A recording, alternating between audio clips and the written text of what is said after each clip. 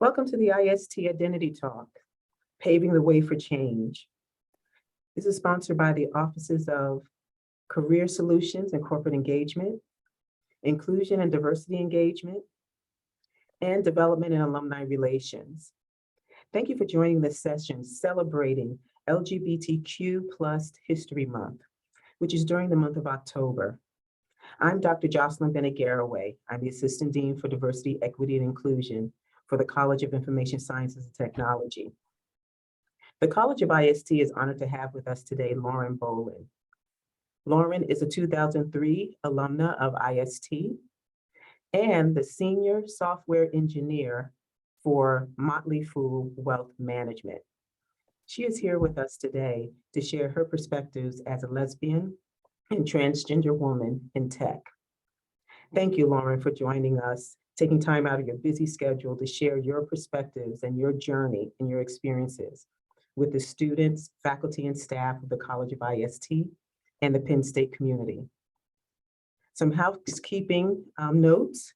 If you have questions for Lauren today, please place them in the chat and in the Q&A, and we will do our best to address all the questions that are being asked.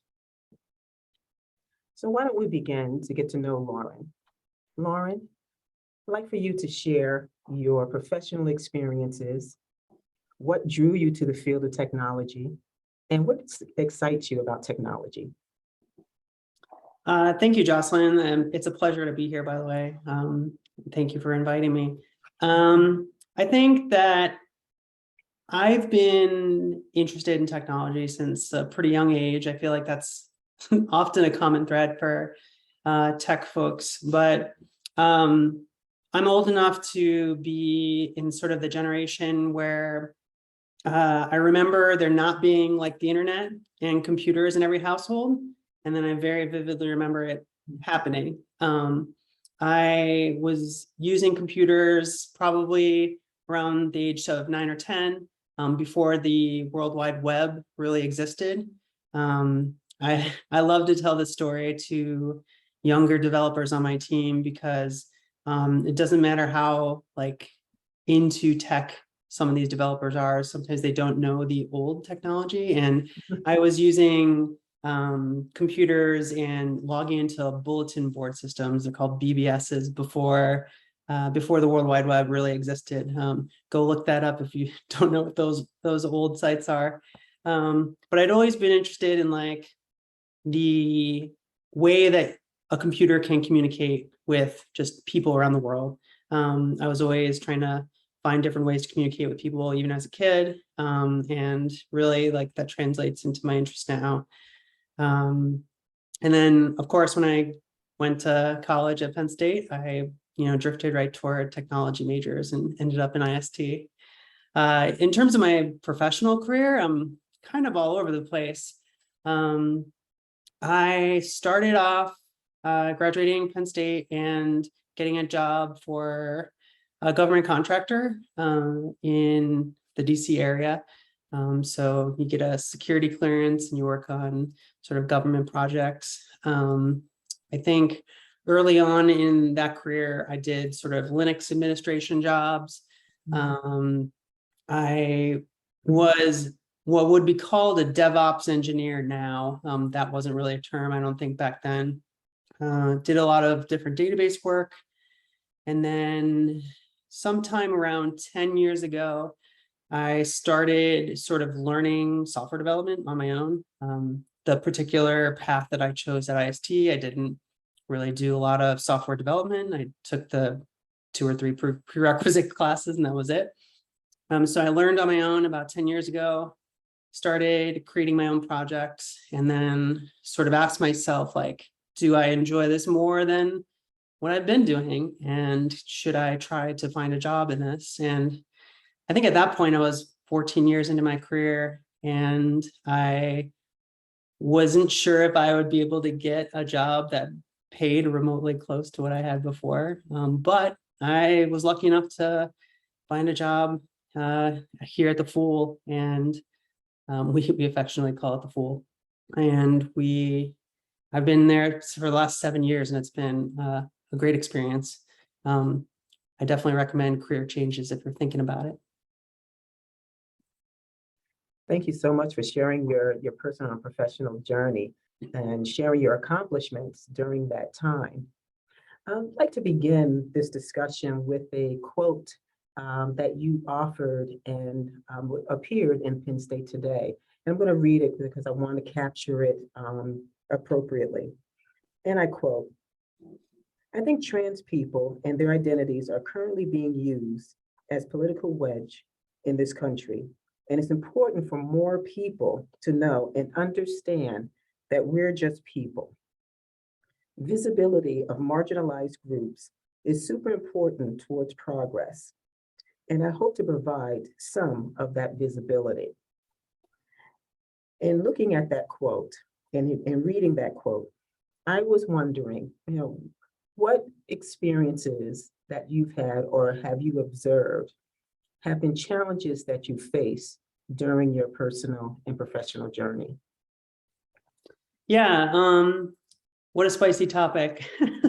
I like this question. In terms of the quote, I think that it's true. I think that right now there is sort of a moral panic that's being manufactured for political gain around the idea of trans identities. If you're old enough to have paid attention to the news in the 90s when same-sex marriage was first being sort of talked about at a national level, you'll hear sort of the same arguments that were being made then, like literally the exact same arguments, how will this affect the children? If we allow these people to exist, will more start to appear?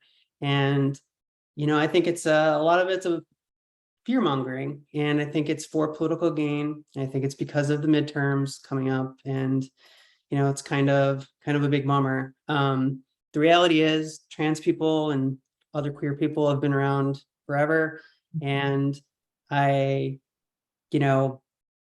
don't think that it's safe for everyone to be out and visible and talking, and not everyone's in the right place to be able to do that. But I really do think that like being out and open about your identity is how you change people's minds. I think that there was a stat that I read a long time ago that sometime in the early 2000s or late 90s, if you asked a random American on the street, like if they knew a trans person back then, and back then the terminology was different, but I think something like 1% of people would have said, yes, they do. That number right now is like 44%. 44% of Americans like actually know a trans person in real life. And I think that that's important. I think that is going to change the tides. In terms of biggest challenges, can you repeat that last part about that? I got to get off my soapbox. That's quite all right. Wanted to share about the challenges that you faced being out during your personal and professional journey. Yeah, so I think it's important to note that like I have only been publicly out within the tenure of my current job, so within the last 7 years, and the company that I work at is very progressive in that they were very supportive. I think there's a lot of framework around sort of the idea of coming out. I actually ended up helping write some sort of like HR guide to employees and managers for helping people, like the guidelines for how you would come out to your team or the company or whatever. And I was pretty proud of that. But I think in my current role, I mean, the challenges that I've faced around my identity have mostly been internal. I mean, I think there's a lot of imposter syndrome going on. I mean, this can be related to my identity or not, maybe it's just my personality. But I think as the years have gone on, I've had a lot more experience in my development work. I'm basically the most senior person on my team that's not our lead. And sometimes I still question myself, like, should I be the one giving the advice? Should, are my ideas still worthwhile? Things like that. And I mean, even today is a great example, not professionally, but being invited to this talk, like there's imposter syndrome that creeps in, like, should I be the one, talking in front of people about what trans people think? It's hard. It's a hard thought to squash back, but that's, imposter syndrome has really been pretty difficult for me. In terms of before this current job, I mean, this is such a strange little example, but if you're in the government contracting or just generally the government sort of intelligence agency group that I was in, you go in for a security clearance. Part of that security clearance process is a polygraph test. And there are a few different levels of polygraph tests. And traditionally, in the 70s, 60s, and earlier, if you were found to be queer in any way in the government, they often would, not give you a security clearance or walk you off premise sort of right away. Obviously, that's not really true these days, but when I was not out, the idea of going in for a polygraph test and having specific questions about my identity asked was terrifying. That I never ended up getting that particular security clearance. So, but yeah, I think in general, years before this current role, my biggest challenges were kind of theoretical, just thinking about how companies and how my teammates were accepting of LGBTQ people, even though I wasn't out. Just knowing what they thought was kind of a challenge to me in my own head. Thank you. You shared the internal and the external struggles that you faced during your professional personal career, in particular indicating that the being out was recent for you in your past 7 years, and also the challenges with technology and the trends that have happened over the years with regards to acceptance. And so, just wondering, is there a challenge that stands out for you that indicated that you were uncertain about your fit in the technology field? And how did you move forward? That's a great question. I feel like I have a great answer to that that might be relevant to today. I mean, the time that I felt like maybe I didn't fit sort of in the technology world was right after graduation. Not to the fault of anyone at Penn State, but I graduated in 2003, and it was the tail end of the dot-com bust, and not a lot of tech companies were hiring as strongly as they were because they were being very conservative about it. I mean, they should. And my recollection was only about half of the people I graduated, at least I know, had a sort of tech job right out of college. And I did not have a job when I graduated. So I essentially waited tables for almost a year, I think, in different places, my hometown and when I moved to DC. And while I was waiting tables, I was nonstop trying to apply to jobs, trying to pick up new certifications. I did like a Oracle database certification thing, I remember, just in an attempt to be slightly more qualified than any others. And really like tough job markets like that, and maybe what's starting to happen now. Tough job markets are particularly hard, I think, on new graduates. I think it definitely made me question whether I belonged in this field. It made me question like jobs in general and how the heck can you go through college and then not be able to find a job like that? Like that's sort of the, you know, the much of the whole point of your education. And I got through it, I think, mostly by talking to other people that I knew that were in the job market. I remember, talking to a few close friends during that time, and they had sort of an insider knowledge of how management at their companies was talking about these sort of jobs and like how it was affecting the job market in general. And I think networking is pretty important for anyone at any level. Talking to people that are in your industry, talking to people that are not, anyone that's in the job market. I think it gives you a better sense of what's happening, and you don't think that it's sort of just you.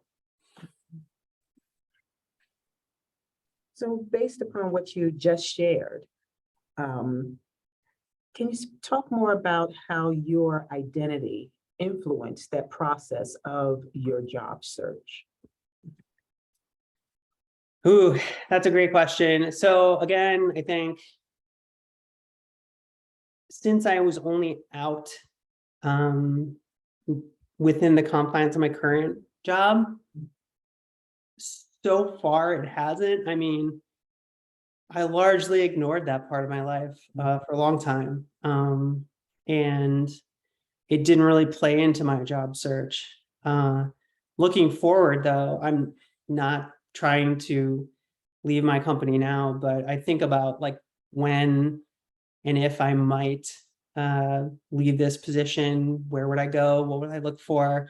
And I think what I personally would worry about is definitely my identity. I am very public about it. I'm very public. I mean, I'm here. This is going to be on the internet forever. I'm very public about being a trans woman, and it wouldn't be hard for employers to find that. Luckily for me, at least, I have taken care of all my documents, changed my name, all that is taken care of. I know for a lot of trans people, that's something really difficult to navigate, going to putting on a job application something that's maybe not your legal name, and then having things questioned, and the possible discrimination, whether it's clear or not, that could happen during the process. I think about that a lot. And apologies for the trans 101 here, but there's this concept of passing in the trans community. And it's like the idea that, can someone tell based on your looks if you're trans or if you're cisgendered? I think that I generally passed pretty well in society these days, which is a pretty big privilege for me. And I still worry about that in potential job searches. But I think going forward, excuse me, I would place a lot of weight on looking for companies that have employee resource groups, ERGs, companies that specifically sort of talk about LGBTQ rights or people within their organization. I think that while not all companies, or I guess very few companies, are doing a great job with supporting those folks, just the mere mention of it, I think, makes me feel like it will be less of a problem at a place like that. Well, you mentioned with your identity and your name and passing, a process of really, sounds like a process of really forming who you are and understanding who you are. You approached Dean Andrew Sears of the College of IST about changing a brick that has to your actual true name from your dead name. And I was wondering if you could share with us your experience of approaching the dean to actually ask for who you really are to be placed on that brick. Yeah, this is, I guess, sort of part of what led me here today. But interesting story. So I had been out for a while and I had changed my own name in every place that I could think of. And I remember coming across this Reddit thread on a trans-related subreddit. And someone asked the question, what is the weirdest place that your dead name is like, or where is the weirdest place that your dead name is? And people were writing things like, oh, it's tattooed on my dad's, shoulder, or it's written on my grandparents' gravestone, or things like that. And I was thinking, I'm like, what is the weirdest place? The weirdest place is probably a building. It's this brick on the wall of the IST building, or the Westgate building. And so for context, that wall was created when the building was built for each person who was in the first graduating class of IST. They put their name on the brick, and it was honestly a really cool gesture. But when I thought about that, I thought, like, this brick would probably, outlive me. And the idea that my name, my dead name would have been on there was, I don't know, like a little distressing. I don't think some people have sort of stronger feelings about their dead name than I do, but the idea that it was on a building was pretty rough for me. So I thought about it a while, and I don't know if the internet algorithms were in my favor, but I was on LinkedIn, and a couple of folks from the IST diversity office popped up on my feed about like who you should add. And I thought, what's the harm? Maybe I should reach out. And my wife encouraged me to just send some blind emails to a bunch of people, bunch of staff. And so I did. And Madavi was one of the people that replied to my message and sort of forwarded it along to Dr. Sears. And I thought that there was a very slim chance that, the university would entertain the idea of adding to the budget to chisel out a brick and reface it with a different name. But it turned out to be a pretty smooth process. And one day I got a picture of the brick sent to me, and it was a pretty amazing moment. And just a few weeks ago, me and my family went to Penn State for one of the football games and visited the building, and almost walked right past it. And it was there for us to take pictures with. And it was, super affirming, I guess is the right word. And, warmed my heart quite a bit. That's wonderful. Definitely to honor you as one of the first graduates of the College of IST. We have a question that was submitted before the recording of this session from Clark Rexrod. And Clark asked, I'm a fellow LGBT IST alum from the class of 2006. Have you experienced an increase in the acceptance since you first entered the workplace? That's a great question. I think, again, to caveat that I've only been out for the duration of my current job. But I've still observed things that happen in the workplace.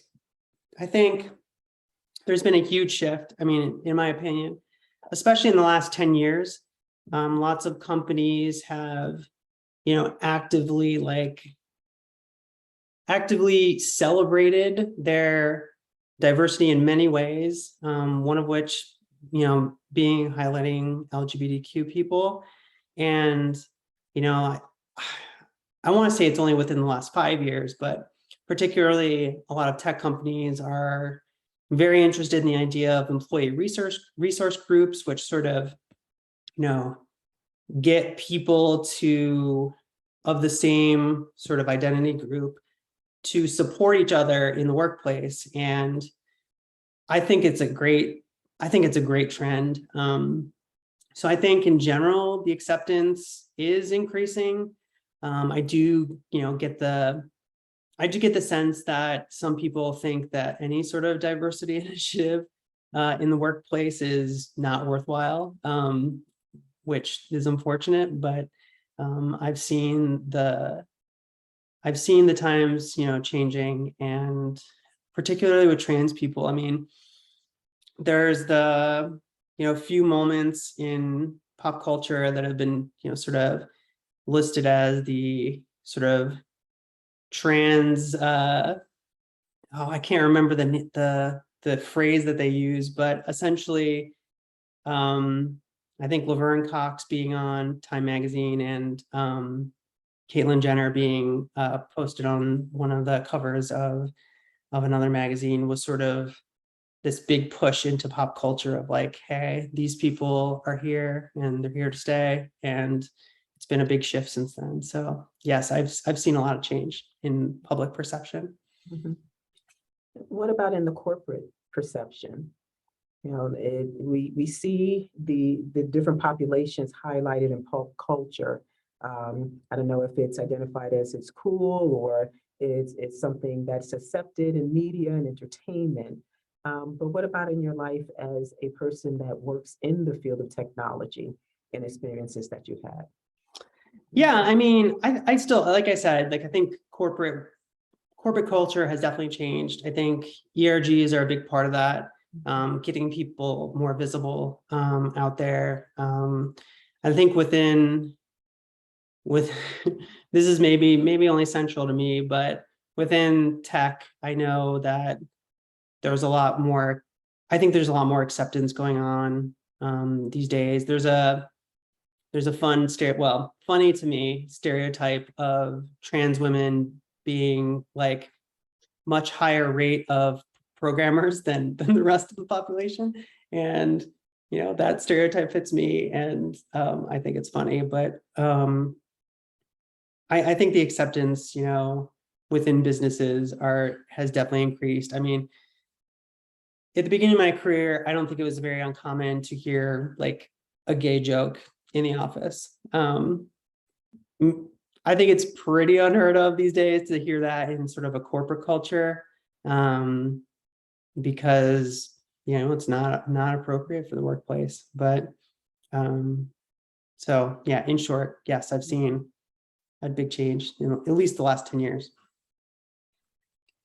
I want to take a moment to encourage those that are participating in the session to ask questions and to place their questions in the Q&A. We will be regularly monitoring them.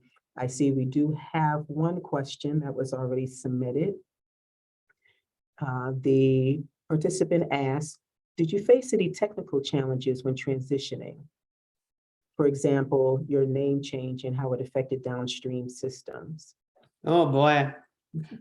Yeah, so I don't know if there was too many challenges outside of like figuring out the steps. I think a lot of people take for granted like how tied to everything like your name is, and I'm sure there's a lot of women who've changed their last names that can relate. But I mean, first you're changing your social security number or social security card, name on your social security number, and I think that's really like the start of it.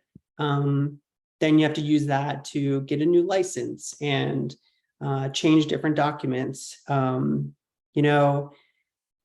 I've changed basically everything I could. I still am trying to apply for a passport, which will have my new information on it.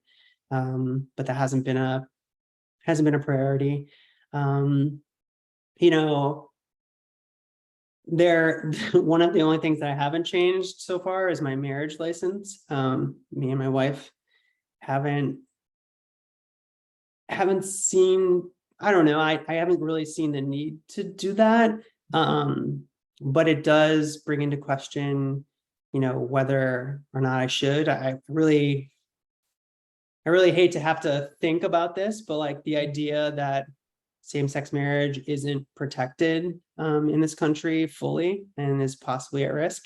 I don't know where that leaves me and my wife, right? Like, I was sort of, I married her in outwardly sort of heterosexual marriage, and now it's not that. And I don't know how that would be affected downstream. But then there's things like the passports for our children. You need to have their birth certificates, which have the birth parents' names on it. So I will have to like make sure to bring all my name change documentation to that. So it's quite a hassle. I'm glad I did it. It cost a decent amount of money, more than I would have thought, for court orders and name changes, but it's been worth it. Thank you. I'm just checking to see if there are any other questions that are in the Q&A before we continue.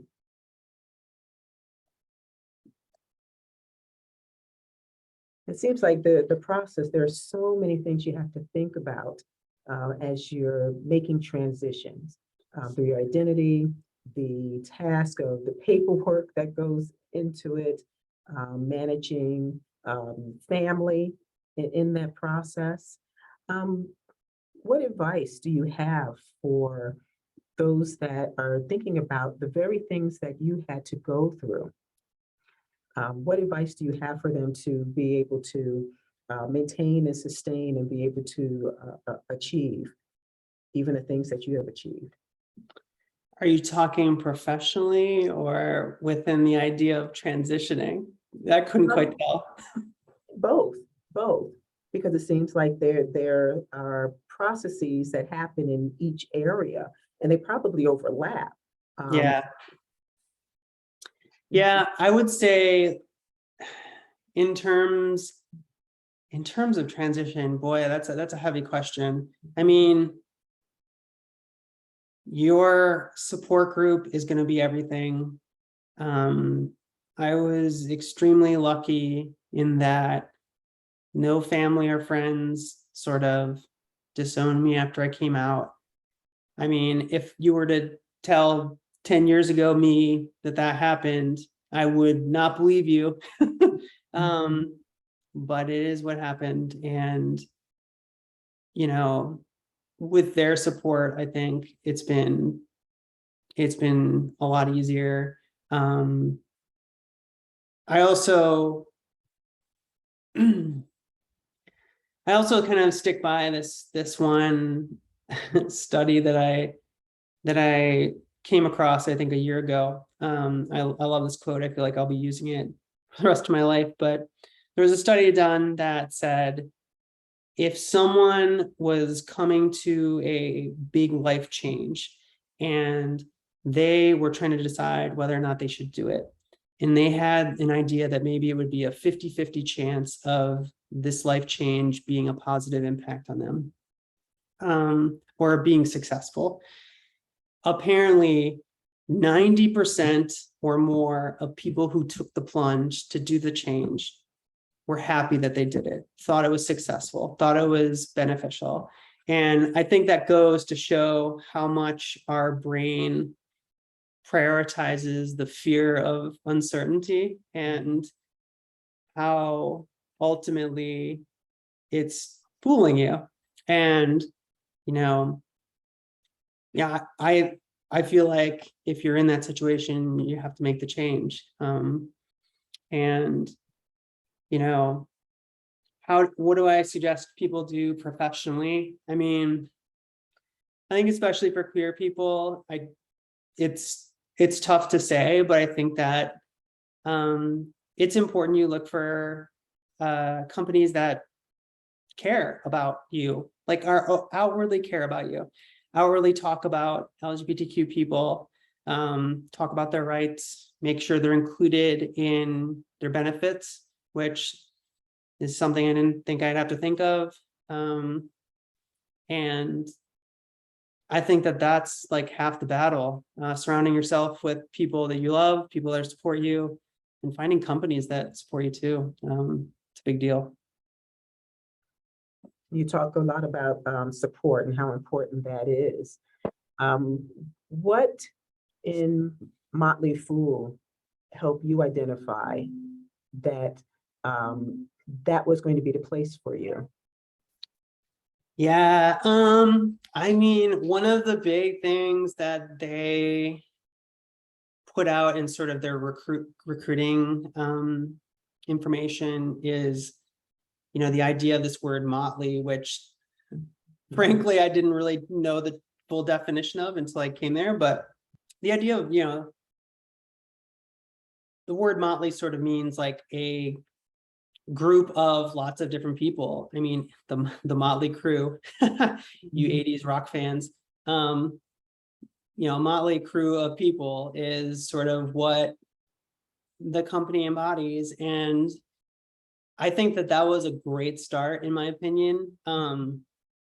But it wasn't honestly until I started that I realized there was a lot of internal groups that really focused on diversity within the workplace, and that they seemed to care, like they actually care. I don't know, for large companies, I think it's pretty, maybe I'm cynical, but for some large companies, I think it's easy to stand up a diversity office and say that you're sort of prioritizing these particular things, but then, you know, internally you ask, you know, folks from different groups and they're like, yeah, this still isn't the greatest place for us. And internally at the Fool, we've sort of had this sort of, I want to say like organic group of people sort of pushing those initiatives, that at least when I started.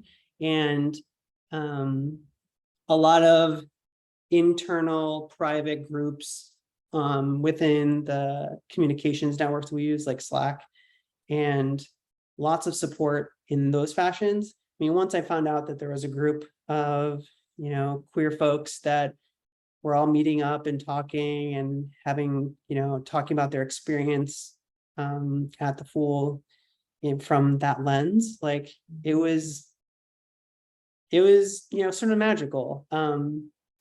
Those sort of homegrown diversity initiatives have sort of turned into, you know, hiring a chief diversity officer.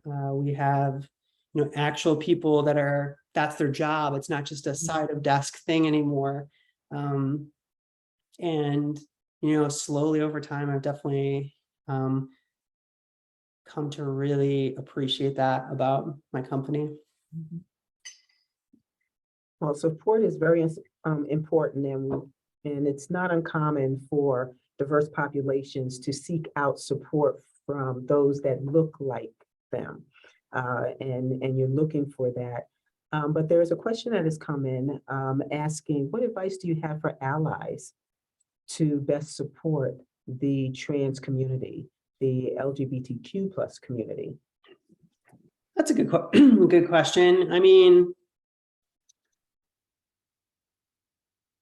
I think staying as informed as possible. I mean, I don't think you need to know every little piece of cultural phenomenon going on with LGBTQ people in general. But knowing some of the general issues that they face, talking to people. I mean, I think in the past it'd be hard to find like people you could talk to and ask like their struggles, but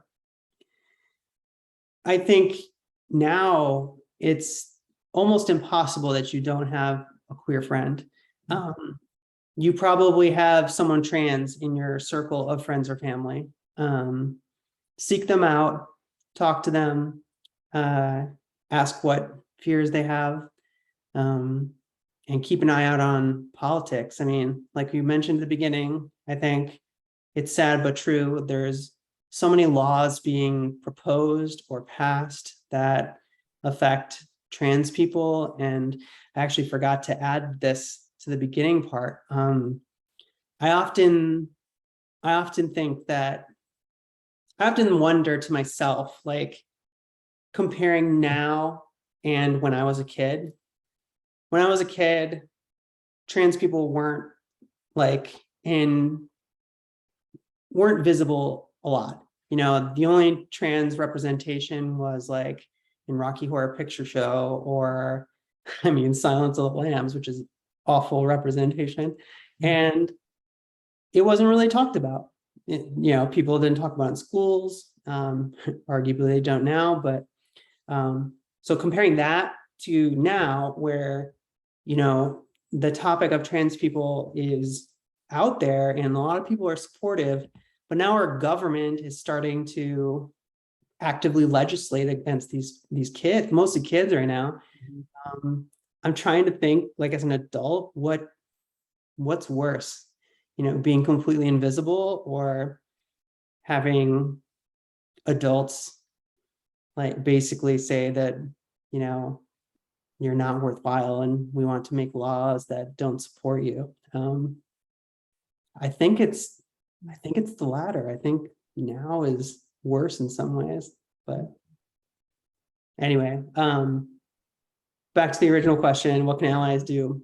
I think stay aware of those things and think about the implications down the road of, you know, what these laws and sort of rhetoric, sort of how it affects people. I mean, I think a lot of people who aren't part of a marginalized group have never thought of what it might feel like if a law directly affected them in like a visceral manner. Like, have you ever thought that your marriage might just be, you know, legislated away, or that healthcare based on your identity would be taken away? I mean, you probably haven't.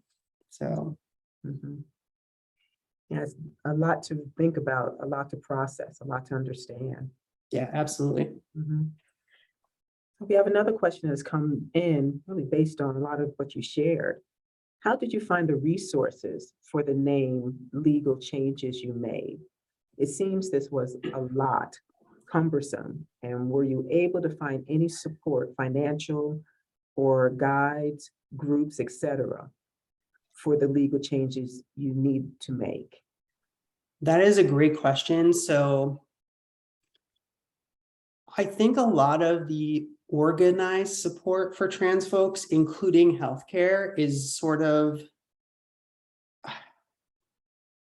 it's disorganized and not sort of, what's the right word for it? When I talk about healthcare, I say that like trans healthcare is we're still in the guinea pig phase. Like there's no studies being done. Like we're just sort of winging it and hoping that adults react to things in the same ways that cis people would. But in terms of like name change support and things like that, so I think at the national level, there's the Transgender Law Center. That's a great resource to use. I think ultimately I found a state-specific guide to changing my name and changing my information, because there are state considerations, especially if you're going to change your birth certificate. I know that some states don't allow that. I know that some states there's different rules about it. So definitely look for state-specific guides.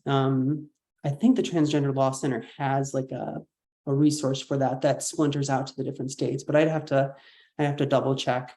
But you know, support is out there. I think it's in a lot of different places. It's scattered and it's not consolidated. But look for local groups too. I think it was important for me to find like local trans support groups early on in my transition. And I know that was super helpful to just have people, again, seeking people that look like you or are like you.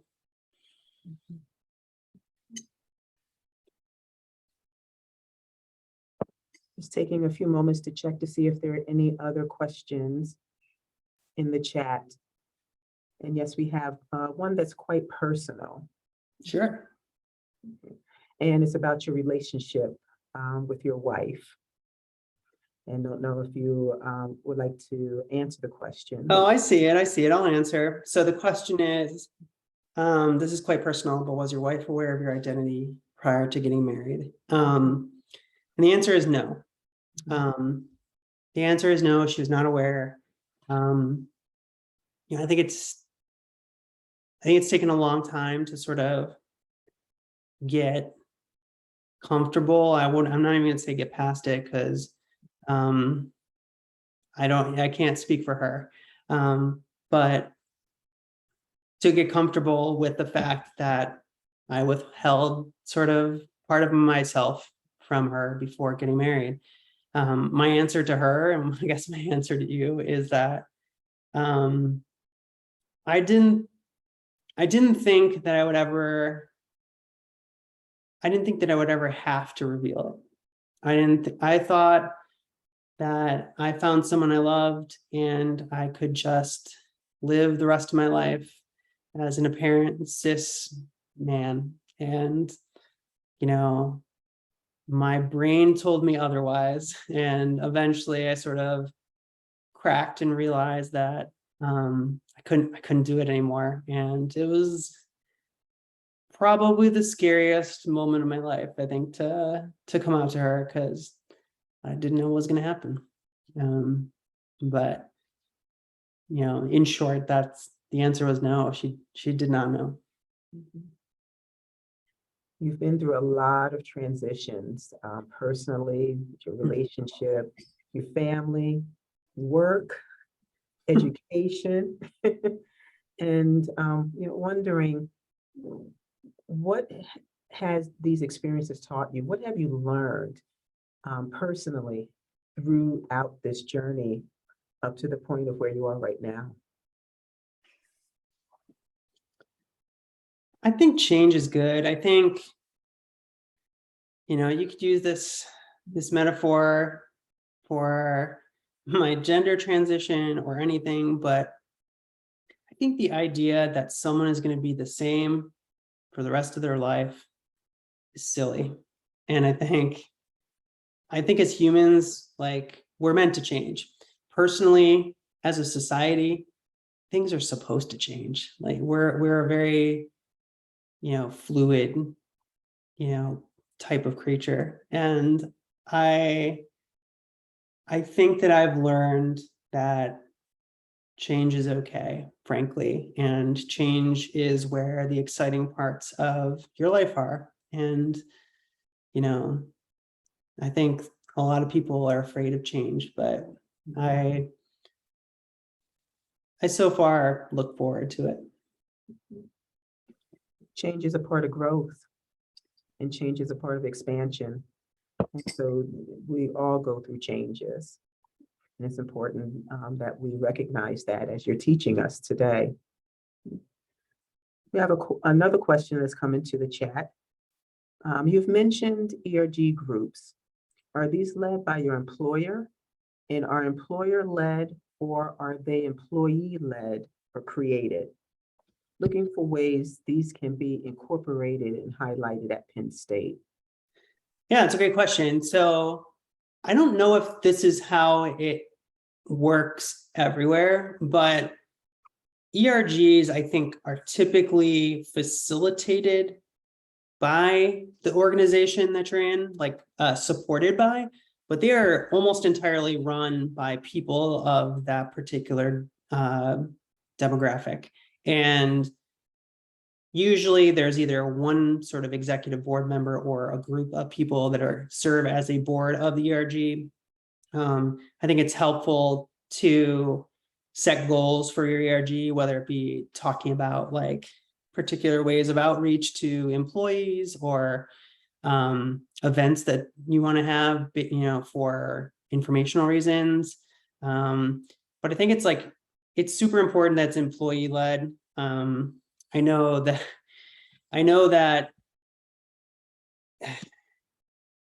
in the sense of, sort of marginalized groups, it's often looked down upon to have to constantly educate people. It's exhausting, folks. Like, you don't want to have to do that for the rest of your life.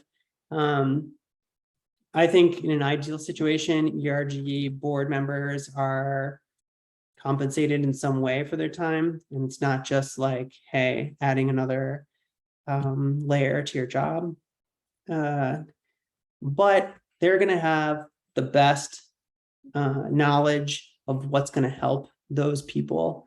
And I guess one other important note is I feel like, to me, it was super important that an ERG have both a private area for folks within that community and to talk to each other, and some sort of public area for folks to be to come to inform themselves or ask questions about. So one of the things that it came to our attention as we were standing up the ERG for at least the LGBTQ people was, hey, we've had this private area for a long time where you can only come if you identify as LGBTQ. And we started thinking, like, what about employees that have a family member that's LGBTQ, and where did they get sort of information? And that's where I think the public part comes in handy. I think people seeking out information for family members or friends or whatever, I think it's an important part of the equation. You mentioned the question related to ERG groups and finding supports in spaces of employment, begs the question also with regards to looking for internships and looking for full-time employment. You talked a little bit about the sense of representing your identity and have to educate people and get them to understand what you're going through or your needs. And so wondering, what would you advise in terms of how a person should balance their personal identity with their professional search and their professional work? Oh man, that's a tough question. These sort of in-your-face, loudmouth person that I am would want to say, like, don't compromise on your identity. But the reality is, like, finding work and finding a company that's going to support you for who you are is sometimes hard. And I don't know if I know the answer. I think part of what I would recommend is related to what I said earlier, is like, look for companies that are going to support you no matter what, and what, with your particular identity, and hopefully everything just falls into place. But the reality is, discrimination is out there and it's hard, especially if you're outwardly different. And yeah, I think, again, my main advice would be to look for companies that have ERGs or publicly talk about queer people. I know we have about 7 minutes left in our session. I want to give the participants opportunity if there are any additional questions. Sure. I don't see any in the chat.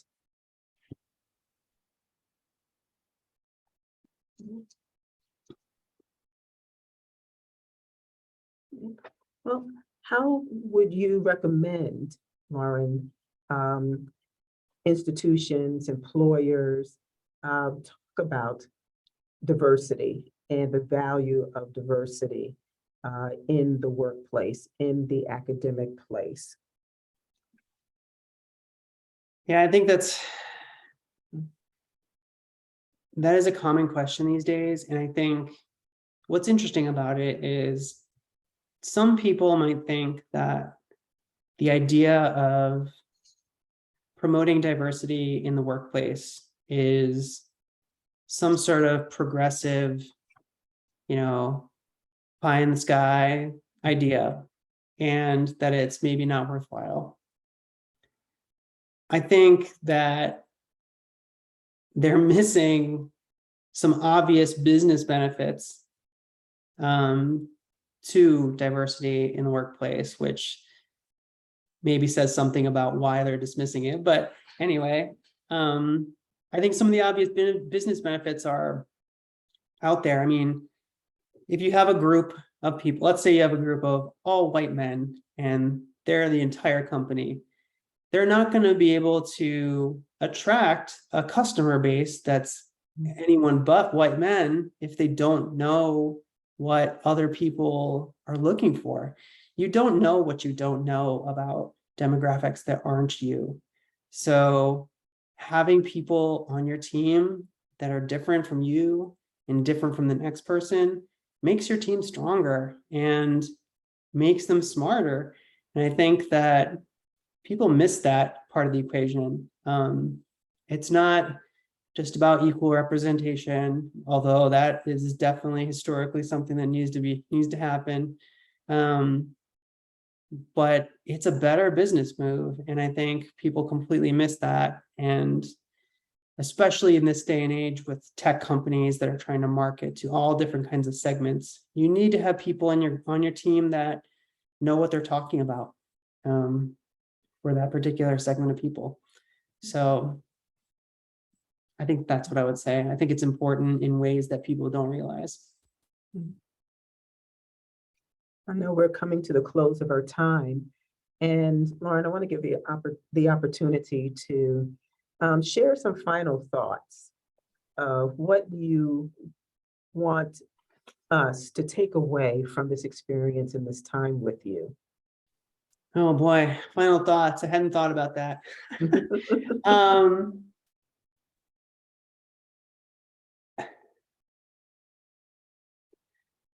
At least from my experience, I mean, it's important to have support. If we're talking about like Penn State as university, I think it's important to have support for all LGBTQ people out there. I think one of the segments of people that is often lost in that is folks that aren't out yet. And I mentioned this when I talked to y'all a little bit a few days ago, but when I was at Penn State, I was not out.